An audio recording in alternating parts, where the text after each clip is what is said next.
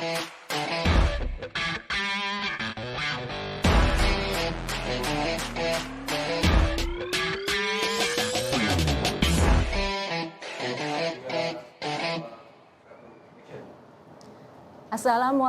warahmatullahi wabarakatuh. Selamat siang, salam olahraga jaya. Salam sehat buat kita semua. Kembali kami hadir di acara OPJ, Obrolan Prestasi Jakarta, yang dihadirkan ke Sobat Olahraga setiap hari Kamis. Dan ada IG Live dari IG KONI DKI. Sebelum kita lanjut, izinkan saya memperkenalkan diri. Saya Dia, saya bertugas sebagai host acara hari ini. Dan OPJ hari ini bertema tentang manfaat media digital untuk organisasi olahraga. Siang ini kami juga kedatangan tamu-tamu istimewa. Saya perkenalkan dari sebelah kanan, yang paling ujung sana adalah Bapak Facul Anas. Bapak Facul Anas ini adalah, silakan Pak mau menyapa dulu Pak. Halo Sobat OPJ. Bapak Facul Anas ini adalah Wakil Ketua Umum 3 KONI DKI Jakarta.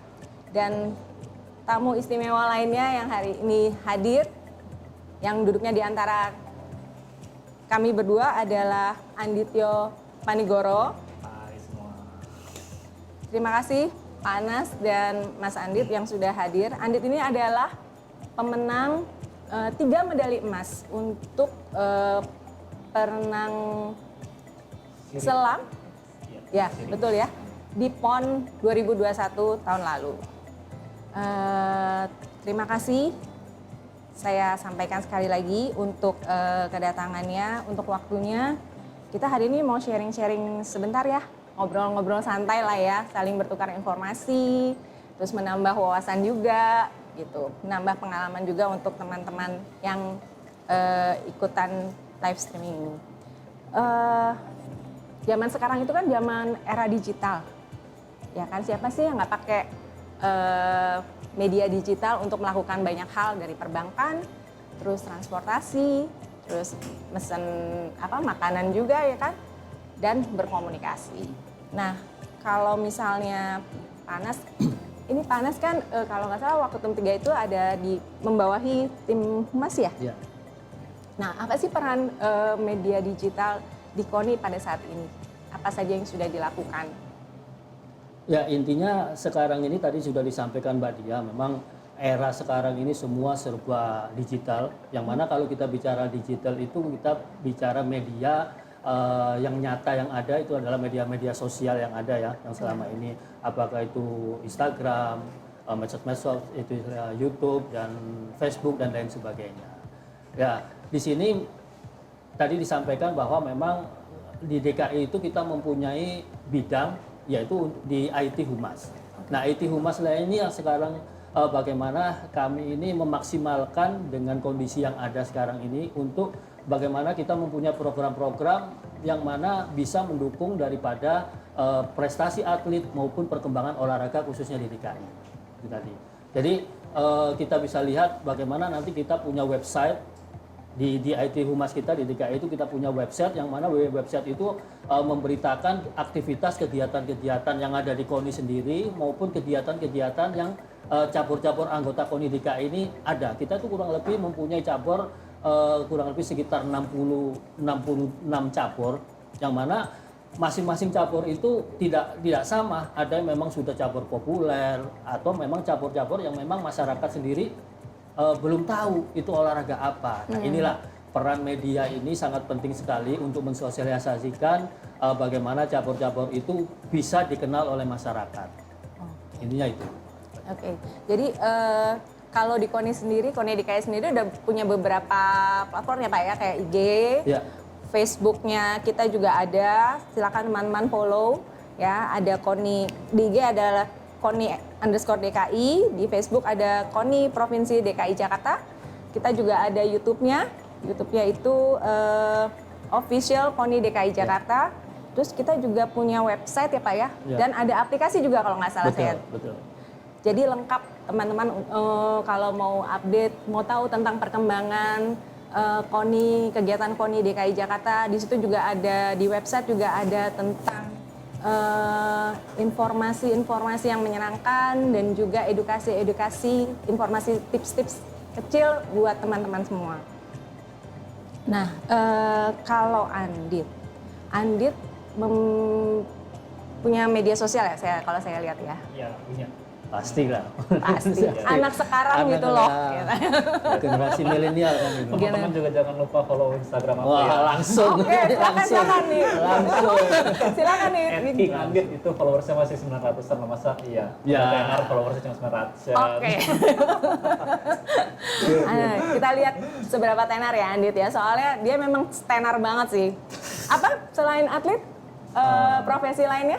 Kalau sebagai selain atlet itu profesinya yang paling pertama jadi mahasiswa. Habis itu kadang-kadang suka jadi model kayak fashion show atau foto model gitu lah. Ya. Peragawan aja ya, peragawan untuk ngisi waktu luang sekaligus cari temen, cari peluang baru juga. Kita kayak tanpa disadari nih kita jadi atlet itu kan ngeliat kamera juga kan. Betul kan. Jadi gimana sih cara ngatasin nervous gitu kan untuk kita tuh maju ke panggung gitu. Kayak contoh lah misalkan kemarin di Vietnam kamera semua di mana-mana. Kalau misalkan kita nggak biasa ngadepin kamera di depan situ kan pasti nervous kan. Oh, dilihat seluruh orang nih, padahal yang tampil tuh kan diri kita gitu. Gimana kayak kita ngebawa diri kita. Jadi kayak kita mempersembahkan diri kita untuk yang menonton gitu lah, kayak kita juga membawa Indonesia kan. Kalau misalnya kita bagus bawa diri kita pasti wah Indonesia nih orangnya bagus-bagus. Pastilah gitu. Seiring dengan atlet tidak nervous, otomatis dia akan tampil dengan bagus kan gitu. Iya. Oke. Mau tahu Andit model? Coba ini kita lihat tuh. Ya, terbukti ya. Coba tolong followersnya. Coba nanti dicek ya Andit, nama nggak ya? Prestasinya udah cukup banyak Andit. Nggak cuma ganteng tapi segudang prestasi. Ya. Pasti. Nah, kamu sendiri memilih untuk bermedsos awalnya apa? Pertama kali bermedsos itu untuk melihat sebenarnya buat menunjang prestasi aku sih sebagai atlet gitu kan. Terus kebetulan aku juga kuliahnya di pendidikan kepelatihan juga untuk menunjang sport science juga gitu. Banyak kan akun-akun di luar negeri yang dia bagus nge-share biomekaniknya atau fisiologisnya untuk mengenal lebih dalam atlet itu bagaimana, secara psikologis juga, dan itu perannya besar di situ gitu. Banyak kayak akun-akun Instagram di luar negeri yang memang bagus banget bisa ngasilin juara dunia. Kalau mereka bisa kan berarti kita juga bisa kan. Dorongannya lebih ke situ sih. Ya itulah peran media digital itu tadi sehingga kita tidak ada keterbatasan tempat dan waktu. Kapan aja kita bisa langsung mencari, men-search apa yang kita inginkan. Ya, tadi disebutkan oleh Adit itu situs-situs di luar negeri pun juga kita cuma di Indonesia aja sudah bisa kan ya. Itu sangat bermanfaat sekali. Oke. Jadi lebih ke edukasi, ya pemberian informasi, terus ada yang fun-fun juga ya. Kalau saya lihat kan di sini kayak kamu kan posting tentang kegiatan umum yang kayak gitu ya. Oke. Nah, lalu pemanfaatan iptek apa nih Pak Panas kalau dalam di KONI ini? Ya di KONI sendiri iptek sekarang perkembangan iptek kan pasti harus juga mengikuti perkembangan dengan digitalisasi ini tadi. Dalam artian kalau kita manajemen konvensional selama ini katakanlah di KONI kita melakukan koordinasi, pendelegasian, tugas dan lain sebagainya itu kan masih menggunakan nota dinas, masih pakai kertas dan lain sebagainya, dan ini ke depan kita mulai akan merubah istilahnya paperless. Jadi kita supaya lebih cepat lagi. Nah gitu. Di samping itu juga katakanlah di iptek sendiri di Humas maupun di Binpres kita nanti akan membuat website atau database terkait mengenai data-data atlet kita, sehingga mungkin Adit pernah merasakan pada saat katakanlah di pengurus Pengprovnya kok minta datanya bolak-balik. Intinya kan seperti itu. Itu kan dulu pernah saya ngisi, kenapa sekarang diminta lagi? Nah, ini yang mau kita hilangkan. Supaya apa? Kita bikin database yang memang itu bisa up to date. Sehingga ya pada saat kita butuh data atlet kita nggak nanya lagi. Kadang atlet ini pasti ngalamin lah. Kadang boring juga ditanyain itu juga ya kan. Intinya kan seperti itu. Misalnya ditanyain kita misalnya ukuran sepatunya atlet si Adit itu apa sih? Ini kan beberapa bulan yang lalu sudah ini. Pada saat kita mau mengikuti kegiatan, kita bikin seragam, kita bikin seragam kontingen, masih nanya lagi. Nah itu kadang atlet juga boring seperti itu. Nah ini kita menggunakan teknologi iptek ini dengan digital ini, kita akan membentuk database yang menampung itu semuanya. Lebih Hal cepat kecilnya ya, Pak, seperti ya? itu. Jadi Untuk kalau misalnya- percepatan. Ya, percepatan. Karena mengumpulkan data kalau dari ini kan lebih lama. Sedangkan Betul. kalau kita punya aksesnya bisa langsung di-share, kalau ada perubahan bisa langsung terus di-update gitu ya, Betul, Pak ya? dan kalau kita sudah mempunyai data, kekuatan sekarang, kekuatan dimanapun juga itu, faktor database itu sangat menunjang sekali. Misalnya si atlet Adit juga sama kan, catatan waktunya dia, misalnya. Iya, betul. Berapa bulan yang lalu, berapa faktornya apa, main di mana. Itu kalau kita record semuanya di database, wah itu luar biasa. Tinggal pelatihnya, kita ini, Dit, kamu harus begini. Dan apa yang disampaikan itu tidak berdasarkan reka-reka, tapi semuanya by data. By input data. Iya kan? Oke, kita udah mulai ya, Pak ya? Kita sudah mulai merintis itu. Tentunya untuk di tim Humas sendiri, kami coba membuat program mengenai database yang simple aja. Dalam artian simple itu bagaimana sih kita ini memberikan reward kepada atlet untuk bagaimana si atlet ini lebih loyal lagi kepada DKI. Dengan sentuhan-sentuhan apa? Misalnya mudah aja. Kita punya database misalnya. Kita bikin sistem yang mana pada saat katakanlah tanggal sekarang misalnya, tanggal 7 Juli. Itu secara otomatis atlet-atlet kita, pengurus olahraga kita yang ulang tahun di tanggal 7 Juli itu langsung di website kita nongol. Langsung keluarlah broadcast ucapan selamat. Itu berkesan nggak? Betul. Kira-kira. Kecil tapi besar. Kecil tapi itu Diingat maknanya ya. luar biasa. Iya, Sehingga apa? Atlet merasa, oh aku diperhatikan loh Iya. sama apa itu namanya KONI DKI. Otomatis loyalitas ke DKI kan semakin lebih kuat lagi. Intinya seperti itu. Oke. Oke.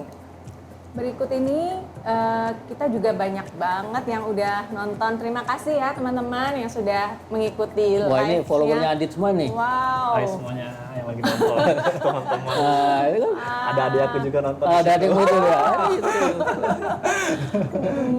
Tuh ada yang Besok bilang jago selam. Wah, udah itu kan.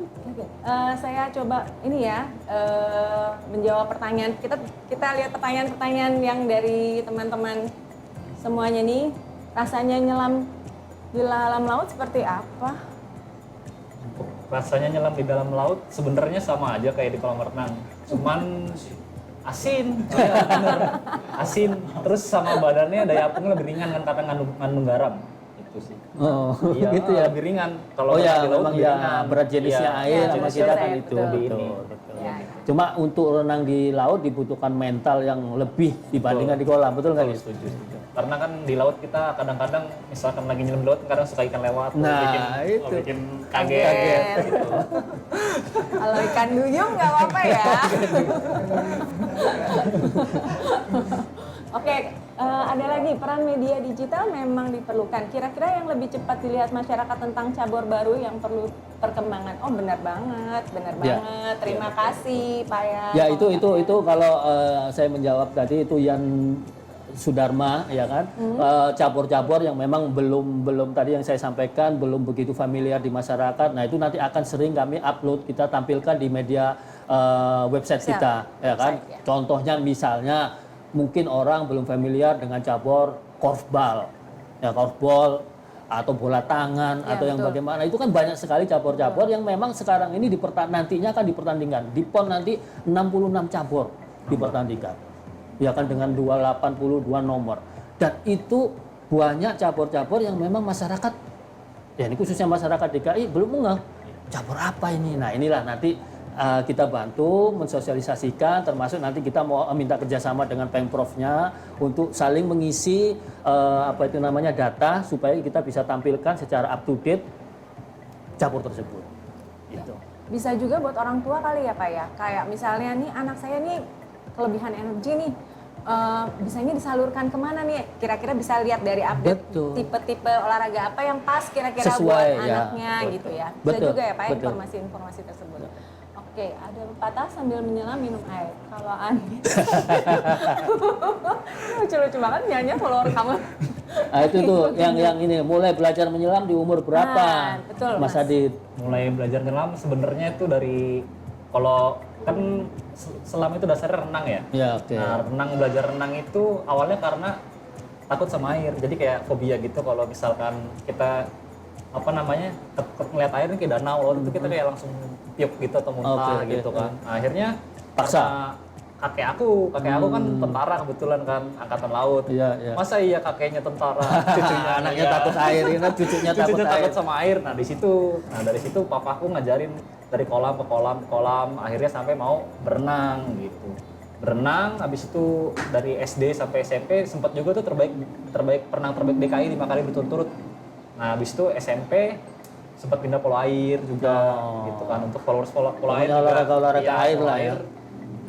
Yang lagi nonton Hai juga lama nggak main polo air lagi. Nah, habis itu baru polo air dikasih pilihan waktu itu sempat juga tertarik tuh sama selam kan. Karena dia kayak duyung gitu kan pakai Iya, monofins iya, dan pakai bifins. monofin, Ini ya. untuk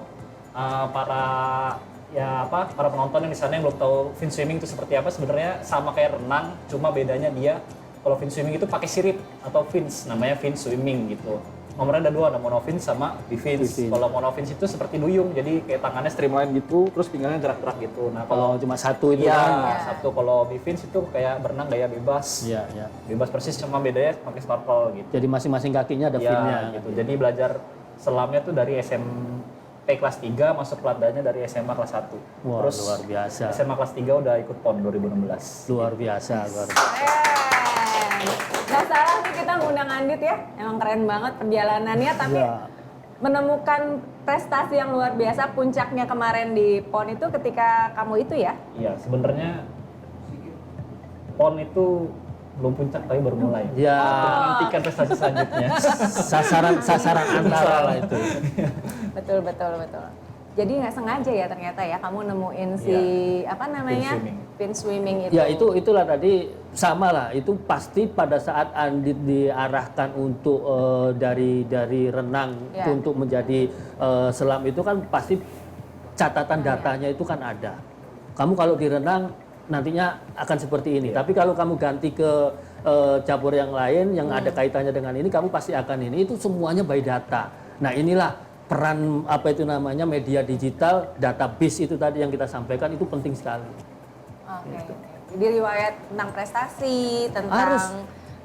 Ya semua data ya tentang kesehatan itu juga Betul. berpengaruh terhadap Kalau dulu kan data-data itu kan kita cuma bicara dicatat. Iya, betul. Catat, begitu catat hilang kan. luntur Pak, ketumpahan. Lumpur apalagi ya pelatihnya istilahnya Iya, di air di kan. air. gitu. Nah, tapi kalau sekarang kan sudah langsung masuk kita apa itu namanya komputerisasi, ini computerized semuanya udah aman gitu. Kalau ada perlu tinggal diklik keluar semua. Nah, betul kan. Oke. Nah, media digital ini kan sangat mendunia ya, dan kayaknya udah sehari-hari ya orang-orang tuh pasti pakai ya. Nah, cuma kalau untuk mohon maaf untuk generasi yang muda-muda tidak masalah. Kayak Andi apalagi Gen X, Y, Z itu tuh ya pasti udah biasa. Nah, kalau untuk yang generasi lebih matang Pak, kira-kira gimana ya Pak ya untuk bisa Sebenarnya kalau mengakses. kita membuat segmen ini generasi, mohon maaf ya generasi muda, terus ini yang tadi disampaikan kalau mau ngomong generasi tua mungkin gak enak, generasi yang lebih matang, Pak. ya kan? Sebenarnya untuk saat ini itu sudah tidak ada dikotomi seperti itu, ya kan? Mungkin kita juga berbicara semua kejadian itu pasti ada hikmahnya, termasuk pada saat pandemi. Oh ya benar. Ya kan? Benar Kita ingat banget, pada benar saat banget. pandemi kita nggak bisa kemana-mana, tetapi orang-orang senior yang tadi dibilang yang sudah matang apa itu kan mau nggak mau, yang tadinya dulu ada istilahnya gaptek, Ya. sekarang udah nggak ada, ya kan? Sekarang ini semuanya mengerti, dipaksa.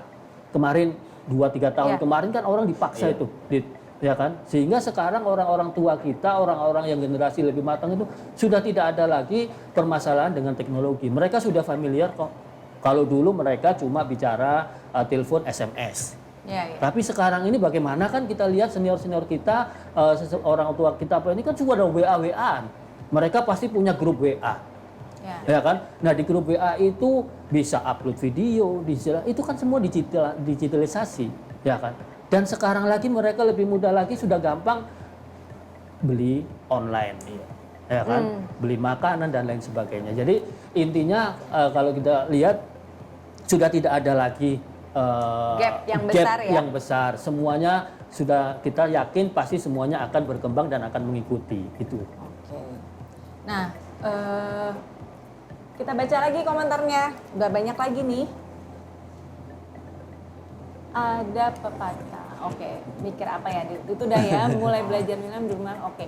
Kalau menyelam di kedalaman berapa meter? Kalau nyelam waktu itu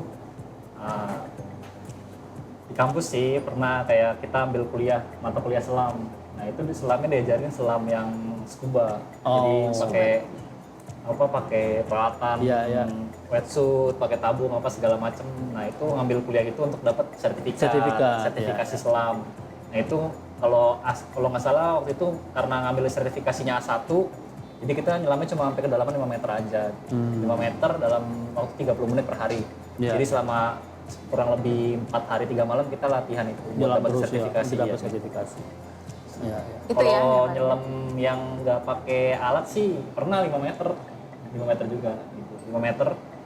Jadi kayak kita nih yang bisa renang kayak ke bawah gangguin yang lagi belajar. Iseng juga ya. Oke, nah sekarang ada yang mau tanya nih. Selain jadi model, pernah di endorse nggak? Wah ini kayaknya mau rencana endorse kamu nih, Grit. Wah, tuh boleh tuh. Ya kan? Pernah di endorse Dit? Ini kayaknya nih. Ya, ini kan langsung boleh dari tuh endorse yang itu. endorse ya kan. Ya Butuh. kan? Kalau mau endorse pakaian olahraga juga terima banget kita. Nggak nolak. Oke. Belum Iya, pernah iya. sih kalau di endorse. Tapi kayak di endorse tuh cuma buat modeling itu aja. Kayak photoshoot. Ya. Terus Ya paling tidak fashion itu show untuk apa itu namanya seimbang lah. Dia latihan bertanding terus, nggak ada Ya. aktivitas yang buat seimbangnya intinya Iya, gitu. betul. Oh, perlu di-mention bayarannya enggak ya, Dit? Bayaran bisa langsung DM aja. Oke, mau tanya dampak negatif digital untuk olahraga kira-kira? Oh dari sisi kesehatan Median atlet. Dari sisi kesehatan atlet. Ya tentunya ini kan atlet itu saya pikir sih sudah tahu sendiri ya, Iya, betul. dengan kewajibannya kapan dia harus latihan. Ya yang disampaikan dari sisi kesehatan itu kan mungkin mata ya, Iya. mata kadang cepat lelah atau mereka kadang asik dengan bermedsos sehingga dia lupa jam istirahat, jam tidur. Ya saya rasa itu untuk atlet setingkat Adit ini sudah tahu lah kapan dia jam tidurnya jam berapa, dia mau jam latihan jam berapa dan lain sebagainya. Nah, tentunya di sini dari sisi kesehatan itu juga kita sampaikan di KONI DKI sendiri, Mbak Dia, kami di IPTEK sendiri kami juga mempunyai tim untuk high performance atlet yang mana kami juga untuk mempunyai peralatan dan tenaga untuk recovery atlet. Mungkin Adit pernah ya di recovery. Jadi kita sudah siapkan itu semua. Iya kan? Oke. Itu. Jadi Koni juga membantu atlet-atlet juga performance-nya supaya maksimal ya. Iya. Gitu. Jadi, oke. Berikutnya, apakah kamu tuh media apa yang menurut kamu bisa menunjang prestasi kamu selama ini? Kalau yang media yang paling menunjang prestasi itu, yang paling bagus menurut saya itu Instagram untuk saat ini ya. Instagram serius. Iya, iya. Misalnya kalau TikTok itu kayak cuma dia lebih ke highlight cuma sebentar. Nah, biasanya kalau di Instagram itu kan waktunya bisa kayak masukin video, kita bisa lihat yang lama.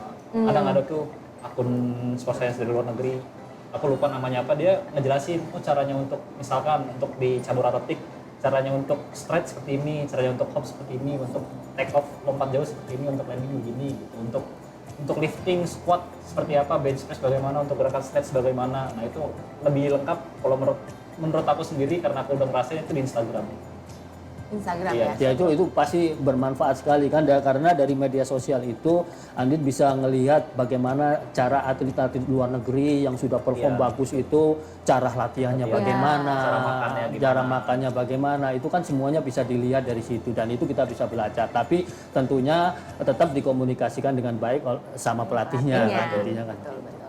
Konsultasi ya, karena nggak Iya. semuanya pas untuk Iya, betul. atlet itu sendiri. Kita baca komentar lagi. Menurut Pak Anas, bagaimana prospek sport digitalisasi Indonesia pada masa mendatang? Ya, prospek tentunya kan kita bukan cuma dari sisi sport aja. Yang namanya prospek digital itu semua aspek kehidupan, semua bidang itu sekarang menuju kepada digitalisasi. Betul. Ya kan? Ya tentunya kalau kita bicara sport, masyarakat sport kita di Indonesia ini kan banyak sekali. Terbesar. Nah, kalau itu semuanya kita kemas dalam suatu akun digital yang apa itu kan ya misalnya katakanlah Andit nih. Tadi dia katakanlah main Instagram. Kalau dia followernya ribuan kayak CR7 berapa itu followernya? Jutaan kan. Tentunya dari sisi itu kan ada income di luar kamu sebagai atlet. Betul. Ini kan masyarakat kita luar biasa dan kalau dibilang atlet itu bukan cuma sekedar atlet tapi sudah menjadi public figure. Ya kan? Influencer juga. Influencer banyak sekali prospek yang nanti bisa dimanfaatkan dari sisi atlet ya, dari sisi atlet untuk meningkatkan prestasi, untuk meningkatkan termasuk meningkatkan pendapatan lah bahasanya seperti itu. Income-nya ya. Income-nya. Terus buat beli ini ya, peralatan-peralatan yang menunjang Iya, untuk beli peralatan, beli sepatu, beli motor Vespa juga. Oh iya kamu, iya ya kamu penggemar Vespa. Nah ternyata. ini juga nih istilahnya betul juga dari platform digitalisasi ini nanti kalau itu sistem kita bikin bagus, nah ini manfaatnya juga ada lagi. Kita kan selama ini cabang olahraga ini terus terang aja kesulitan terkait masalah keuangan. Itu semua cabur pasti merasakan dan bagaimana susahnya cabur tersebut mencari sponsor. Ini adalah permasalahan umum. Tapi nanti kalau kita sudah mengemas, kita sudah punya cabur tersebut, bagaimana bisa membuat platform yang bagus terkait mengenai caburnya dia dan mungkin katakanlah punya atlet yang berprestasi seperti Adit ini bisa ditonjolkan. Bahasa tanda kutip kita bisa jual ke sponsor. Itu akan luar biasa karena sponsor itu kan dia akan melihat bagaimana berapa banyak mata yang melihat. Iya betul. Pasti begitu followernya cabur tersebut banyak, pasti sponsor pasti masuk lah. Itu peran manfaat juga nantinya. Manfaatnya. Ya. Para cabur dengan para atlet-atletnya ya, betul. bekerja sama ya Pak ya, berarti ya dalam hal ini. Pernah begitu nggak? Kalau sejauh ini sih waktu itu hampir pernahnya bukan di endorse tapi pengen diajakin film gitu kayak iklan gitu. Oh, oke. Ini ada juga nih salam kenter buat Pak Anas. Nah ini pasti orang kuda ini kalau bicara begini ya kan. Salam center Pak. Salam kenter. Itu kenter itu salah satu gerakan berkuda. Oke. Ya kan ini pasti salam juga. Gitu. Bisa diceritain slide foto. Oke.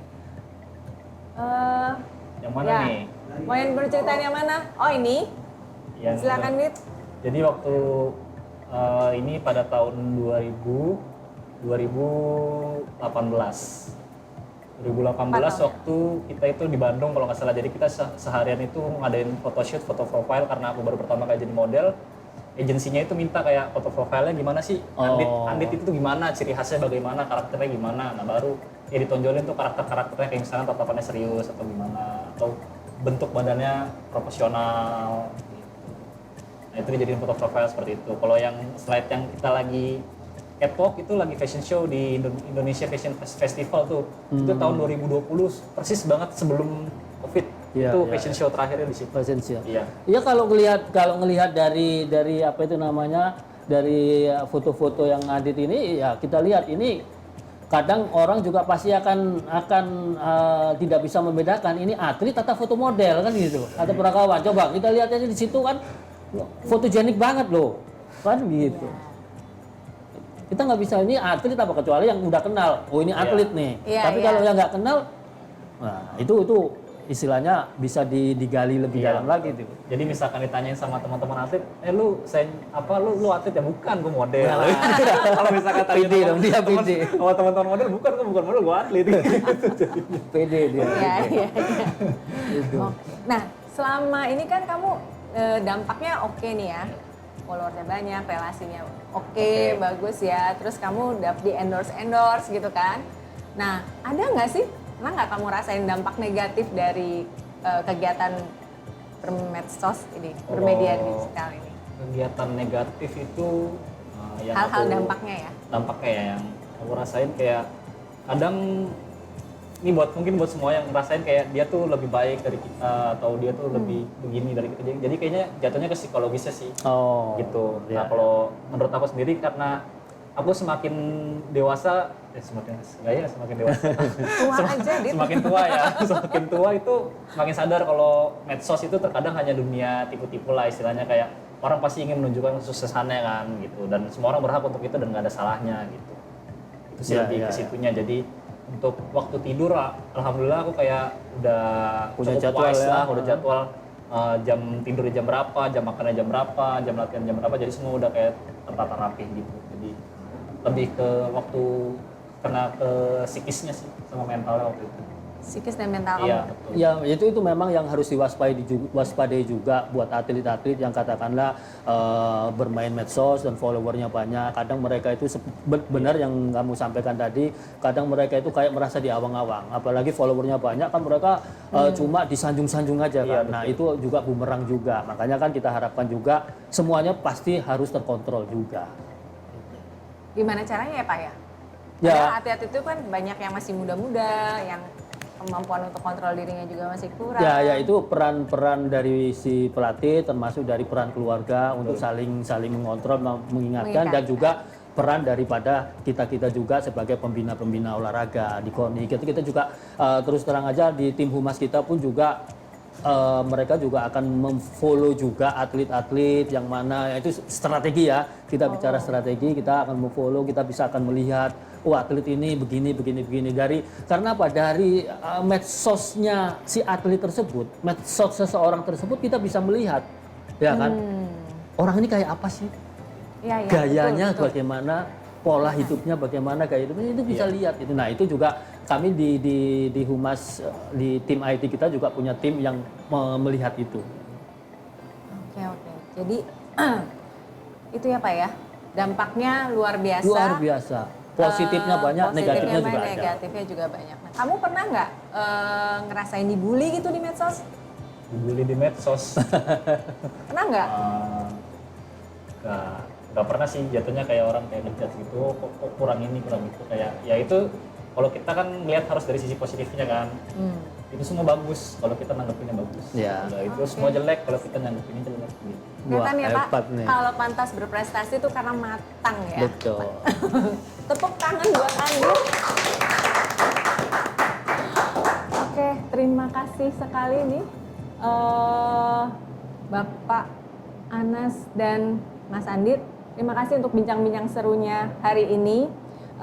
Sukses buat Andit untuk kejuaraan-kejuaraan berikutnya. Sukses juga buat Pak Anas. Mungkin terakhir Mbak, saya tambahkan dalam kesempatan apa itu namanya di sekarang ini, saya mengharapkan semua insan olahraga khususnya DKI, baik atlet, pelatih, asisten pelatih maupun semua pengurus cabur untuk bagaimana akun-akun DKI ini KONI untuk DKI di-follow. semakin di-follow supaya rating kita juga semakin tinggi dan Iya, peran kita betul. juga semakin lebih mengenal lagi. Kita Iya. harapkan begitu. Betul. Andit udah follow kan? Udah. Kita ada banyak akun, ada IG-nya KONI DKI sudah ada 6.600 followers, dan di YouTube ada 765 subscribers. Jadi teman-teman please para insan olahraga tolong di follow, ada di semuanya di layar, Facebook, YouTube, IG, dan juga websitenya KONI DKI Jakarta. Terima kasih sekali lagi. Andi tadi mau disampaikan ke teman-teman atau para adik-adik yang mau berprestasi atau Kasih teman-teman semangat, kasih semangat. Untuk seluruh masyarakat DKI Jakarta, khusus spesial dari Aditya Panigoro ingin menyampaikan kalau ingin berprestasi jangan setengah-setengah, kalau ingin berprestasi jangan nanggung-nanggung, karena kita hidup itu kayak orang main judi, gambling. Kita nggak tahu nih ke depannya, saya juga nggak tahu ke depannya bagaimana. Selagi kita masih melakukan hal yang benar dan baik, pasti akan ada hasilnya. Gitu aja. Selalu Luar biasa. Selalu trust the process, jangan pernah berpuas diri, selalu rendah hati dan selalu ingin belajar. Cukup sekian dari saya. Keren banget. Terima kasih semuanya sudah menonton. Akhir kata, saya titip pesan jangan lupa terus untuk menyaksikan kegiatan acara OPJ ini minggu depan hari Kamis, dan setiap jam 2 saya selaku host mohon pamit. Sampai ketemu di acara selanjutnya. Salam olahraga. Jaya!